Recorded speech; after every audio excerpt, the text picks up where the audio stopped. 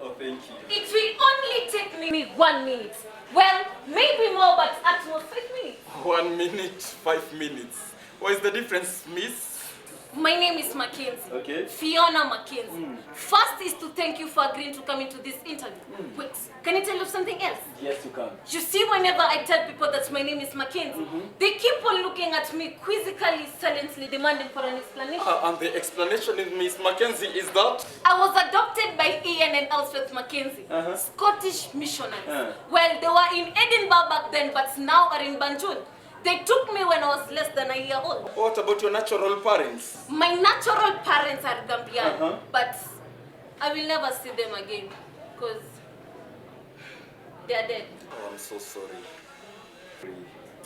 Oh my goodness, what am I doing? Dictating my autobiography? I'm so sorry, Dr. Folabi.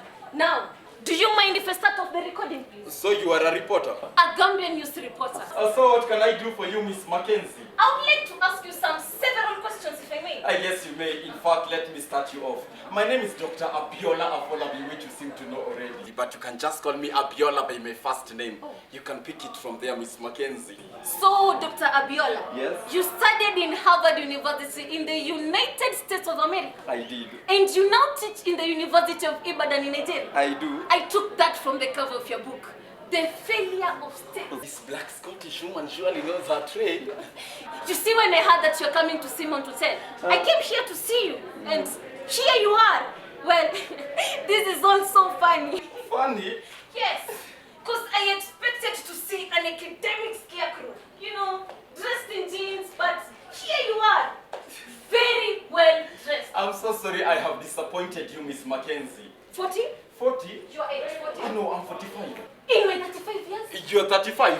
You should go and have a picture taken. I mean, you will not always live to look this good. I'm not joking, Dr. Folabi. You should go.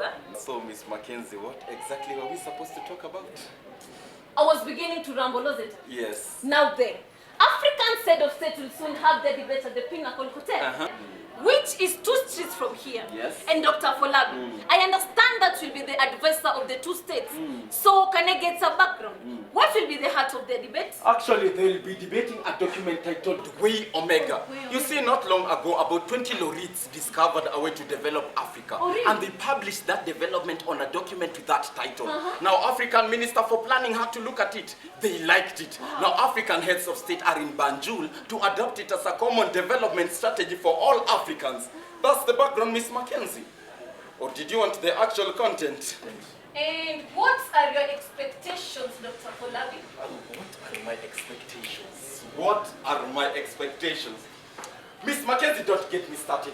Actually, I expect the summit to be a historic moment. You see, if adapted, it will change African politics dramatically. How? Just imagine this. Africa without military coups, Africa without rigged election, well, Africa without foul play, period. But, Dr. Afolabi, not all heads of state you see there, they're fair players. Well, some of them are foul players who have just been elected through military coups and rigged elections. Will they be coming along with Omega too? Actually, change is always like that. Really? Actually, one chance of it as the defenders of the existing arrangements. You see, this sure about their loss when these arrangements end. So they fight tooth and nail to keep them. And the other side of it, as the challengers of the existing arrangements. You see, this they're not yet sure about their gain or their loss when these new arrangements replace the old arrangements. So they don't fight so much in order to win them. What did you just say, Dr. Folabi?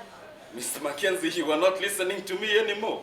Anyway, I was just saying that Way Omega will change African politics dramatically. How? Free from obstacles that have defeated its past. Oh, really? Just imagine this. Africa without military coups, Africa without rigged election. Well, Africa...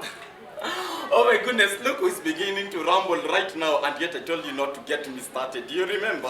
Yes, I remember. And I also took that from the cover of your book, The Failure of States. But, Dr. Afolabi, let me ask you one question. Why are you so optimistic about Africans' way of life, whereas before you're so pessimistic? Well, is it the Africans' way of life, or is it the prestige of its authors? Miss Mackenzie, did you just say that my book was pessimistic? Yes, I did. Was pessimistic really the word that you meant? Actually, that word means... Let me rephrase my question. Dr. Afolabi, why are you so optimistic now, whereas before you're so pessimistic? I heard it the first time. Then answer my question. I see I had totally misjudged you. Why? I thought you were a proper good-mannered journalist. But I am. But you're one of those fire eaters who confuse journalism with bad manners. Dr. What joy do you get out of being rude to those who you interview? But Dr. You like watching them explode in anger and then bleed. Is that it? All I'm Miss doing is Mackenzie, we've just met. What wrong did I do to offend you? Then, Dr. Folabi, why did you come to this summit? Correction. I did not come. I was invited. That means the presidents wanted me here. Repeat! The presidents. They saw merits in the book that you just dismissed as pessimistic and wanted me to assure them that Way Omega agrees with it. Who cares what you think? And what do you know about books anyway? But Dr. Let me Folabi... tell you something, Miss Mackenzie. Okay, tell me On then. further thought, let me not. Why? I don't think I'll have to defend my book before anyone else. Least of all before a third-rate reporter for Zambia News. It's Gambian news! Whatever!